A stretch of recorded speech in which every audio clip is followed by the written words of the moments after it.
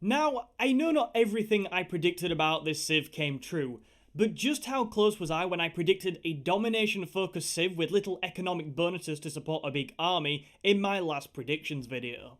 Hello everybody, my name is Alex and I am super excited today to be talking to you about the reveal of Gran Colombia. Yes, a while back we were talking about it with my subscribers and somebody suggested Gran Colombia and it became a favourite of mine. Fast forward a few weeks, it's been confirmed as coming to Civ 6 and now look, it's here. So what we're going to do in this video is go through Gran Colombia, go through the civilization, go through its bonuses and like break it down a little bit. But what I'll do kind of different to other people is I will give little bits of historical knowledge here and there, so hopefully you will find this video interesting. In a series of stunning campaigns, Bolívar liberated much of South America from Spanish control, changing the future of the continent forever. So shock horror, Simón Bolívar leads Gran Colombia. I mean, it's exactly what we expected. Now, if you don't know too much about Simón Bolívar, maybe you've not watched one of my videos on him before. Basically, he was a great general and a great liberator of some of the South American countries, including Peru, Venezuela, and a few of them round there. Now, although Gran Colombia had quite the short life, really, it wasn't around for very long, he's still an important figure in South America, and he's viewed very much in a lot of these countries as a great liberator of the Latin Americans from Spanish rule. Interesting fact, Bolivia is named after him. Simón Bolívar's unique ability is Campaña Admirable. When entering a new era, Gran Colombia will automatically earn their unique unit, a great general, called a Commandante General. These have a wide range of passive and active effects, like adding combat strength to nearby units, providing instant upgrades, granting additional trade routes, and more. So Simón Bolívar's unique ability of Campaña Admirable is linked with the Commandante General. Now that said in a Yorkshire accent is probably a little bit different than what you're expecting. Commandante General. So at the beginning of each era, basically Gran Colombia receives a Commandante General, which is basically a great general.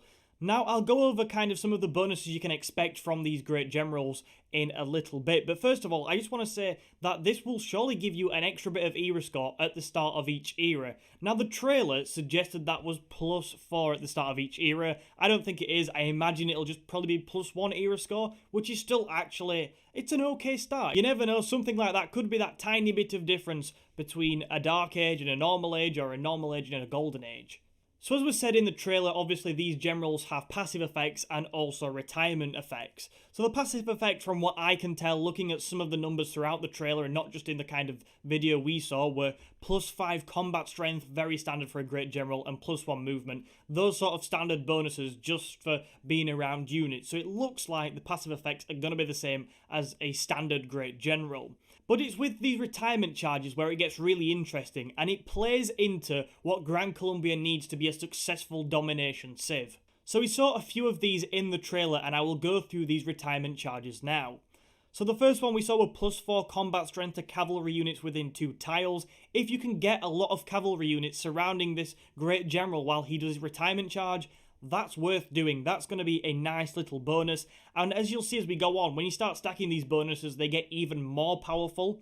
The second of these is grants 1 promotion to a military land unit, and also the gold equal to 50% of the purchase cost of that unit. Now, I imagine this applies for all units within that great general's range. So the bonus promotion to nearby units is obviously going to be useful for going and attacking other civs and having stronger units. But I would also like to say that the 50% of purchase cost of the unit, so that extra bit of gold, is the kind of thing we'll see throughout this civ, which will help you maintain a big army. And obviously a domination victory, that is still going to be crucial. The next one we saw was the increased trade route capacity by 1 any free trader to the nearest city. You could use that in multiple ways. Obviously, internal trade routes are still pretty good in this game, so you could use it like that. But again, if you're thinking about supporting a big army, you could send this to a nearby city-state or a nearby civilization, which will bring you a lot more money in and obviously help with that as well. The final one, and this is probably the most interesting one for me personally because I look forward to using it, is enemy units within 2 tiles will lose 30 health points. Now, Gran Colombia should have a strong army as it is, but to then weaken the enemy when you go in there, that could be a really good tactic If you're facing a strong enemy, a civilization which has also got strong units and is in a strong position, this kind of tactics will help you beat them early on.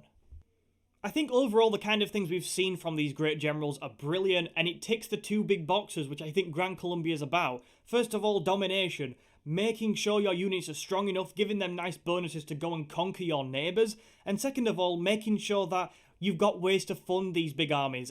Simply put, I think that is exactly what these great generals do. One final thing I would say as a sort of historical nugget, I noticed the names of the great generals because I've been doing some research on Gran Colombia for the last few days. They are named after Simón Bolívar's generals.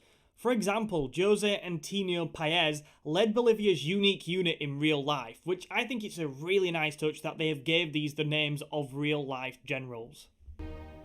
Gran Colombia's unique unit is the Llanero. This musical warrior replaces the cavalry unit and becomes stronger with each adjacent llanero. If the unit is in range of a Commandante General that activates their special ability, they will regain all lost health. They have guitars. So yeah, Gran Colombia's unique unit is the Llanero, and I want you to remember something as we talk about this unit. So in my opinion, what's going to make Gran Colombia so strong militarily, or at least in part what's going to make it so strong, is the speed of its attacks. The bonuses we talk about here are going to allow them to shock their neighbours. They are going to put any civilization they turn on, who don't expect it especially, into complete shock. You will not be able to recover from a Gran Colombian attack if it's pulled off well. Crucially, for every Llanero which is adjacent to another one, it receives +4 combat strength, which I think is really powerful, and especially if you're attacking in formations. For example, on this, it leads to a +12 bonus just from adjacent Llaneros, so you can see how using them together will be really effective.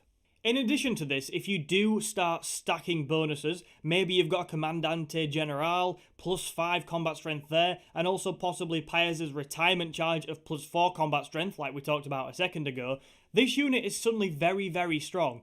Now, in the game, a standard cavalry unit has a military strength of 62, but just to show you how strong this unit could be, if you start stacking bonuses, we saw in the trailer that one of these has a 96 melee strength, which is a lot.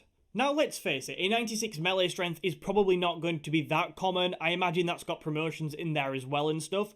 But for civilizations which are on your level or below you scientifically, you're probably going to have 80 plus combat strength with these units. So if you start attacking civilizations which are less scientifically advanced than you, you're going to wipe the floor with them. Another major part of this strategy as well, which I touched on a second ago, is the speed in which you will be able to attack people. I saw an example on this trailer where one of these Llaneros had 8 movement. Now obviously that's through stacked bonuses, but a movement of 8 movement points? Can you imagine how far you could penetrate into an empire with these things pretty quickly? Like I said, you could absolutely shock them. How can a civilization recover from one of your attacks quickly if you can get your Llaneros in there, disrupting their regrouping? You are going to be in such a strong position. There are a couple of other things I want to mention as well, so I keep going on about the economic side of this and being able to maintain a big army. You'll be able to maintain quite a few of these units, I believe, because they have low maintenance. So not only are they fast and can move a long way, not only are they possibly really, really strong, but they're also apparently comparatively cheap. So in this period, Gran Colombia, I mean, just barricade yourself in, get as many defensive units out there as you can, because they are going to come for you. And if that's not enough, they also have a little joker up their sleeve, which we saw in the trailer. So if a Llanero's within range of one of these Commandante Generals when they use their retirement effect, then they will fully heal. There's one point of me which thinks, well, you could use it as a strategy. You could save a Commandante General, and then when you get deep into any enemy territory, activate him, all of your units, all of these units are healed, which is a joker card. By the way, if you are enjoying this video today and want to see more content from myself, please do remember to hit that like button because that would help me out immensely. And also, like I said, I do lots of Civ stuff. I mean, I did some stuff on the Mayans. I'll be doing some stuff when this releases and obviously beyond, so consider subscribing to the channel as well if you like. Gran Colombia's unique ability is Ejército Patriota. This grants additional movement to all units. Promoting a unit does not end their turn. So the Gran Colombian unique ability basically is very powerful as well, so let's split it up into both of its parts. So the first thing to talk about is that all units get +1 movement. Now that is very strong. Now it's strong in two ways. So firstly, let's talk about it militarily, because this is a very military focused civ. So obviously it just allows your troops to hit the enemy quicker, go further and hit the enemy and further in their empire. But the other thing I would mention on this is think about your things like the bombards, because when I've been playing as my Ottomans game recently, I always find that it takes ages to move bombards and things like that around. The big siege units you need to take cities, this will help that. This will help get your siege units to the enemy cities quick, and so you're not just disrupting them with your unique cavalry, you're also then taking their cities quickly, so that is very key. The second half to the movement bonus is that it affects everything, absolutely everything from settlers to builders, and that's massive. Every Civilization game I have played, whether that be Civ Rev on consoles, yes I played that game, to the Civ 6, Civ 5, whatever, it's all about getting things done, and the quicker you can get your cities out, the quicker you can build things, the better you're going to be. So although Gran Colombia doesn't have any kind of campus bonus or culture bonus, this helps everything, this helps absolutely everything, and therefore I think the movement is quite powerful.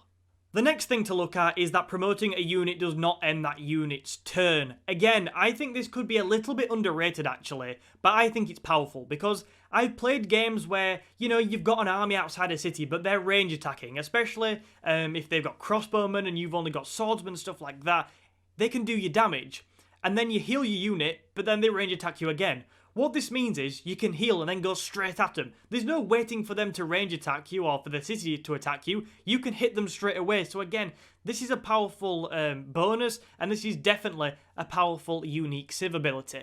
Gran Colombia's unique improvement is the Hacienda. It can be built on plains, hills, and grassland, and gives additional production, gold, and housing. Building adjacent plantations or haciendas gives even more food and production. So the final unique thing to talk about with Gran Colombia is the Hacienda, their unique tile improvement. Haciendas in real life were basically enterprises which were there to make money, and that's very much reflected in their bonuses. A couple of other things I'd mention on Haciendas, they could be there from anything to kind of mines to plantations, and that's also reflected with the production and food we'll talk about now. So at a very base level, a Hacienda will give you 2 gold and 1 production. That's good. The gold, as I keep mentioning, is very useful for maintaining a big army, so that's useful. And obviously you can spend gold on whatever you like. And the production's just nice for kind of improving everything, so that's cool. The second thing to mention is that there is +1 housing and +1 food for every 2 adjacent plantations. That's increased to every plantation with replaceable parts. Now, although we're not going to be using the kind of Maya level of city planning here, the kind of city planning that will be useful for that civ, it's definitely worth doing it. Because when I first started playing Civ, I mean, as I've played it more, I'm getting better. Housing can be one of those tricky things to manage, especially for new players, so that's nice. And food's obviously great for keeping your cities fed and growing your cities.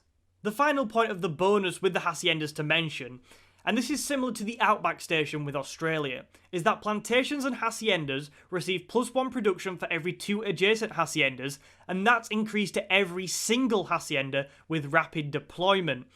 It's a nice bonus of +1 production, and like I said, if you can plan this out right, you can plan your Haciendas and plantations out correctly, there are some nice bonuses to be had there.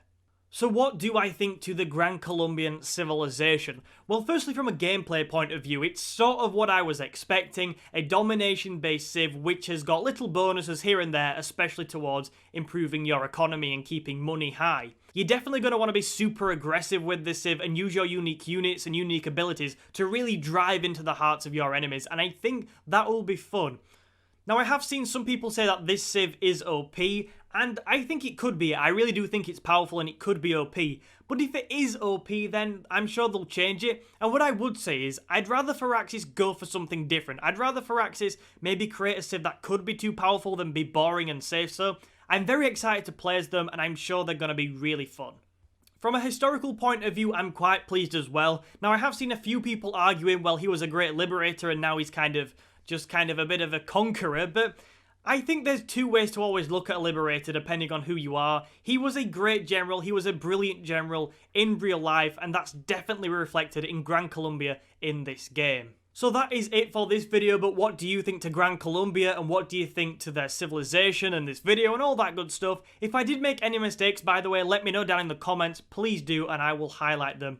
Now, if you have enjoyed today, please remember to hit the like button because that really does help me out immensely. If you want to see more content from myself, maybe you want to see some post-release content or some stuff I already did. I broke the Maya down in 5 minutes. Make sure you subscribe to the channel. Anyway, thank you so much for watching today. My name is Alex, and I'll see you in another video soon.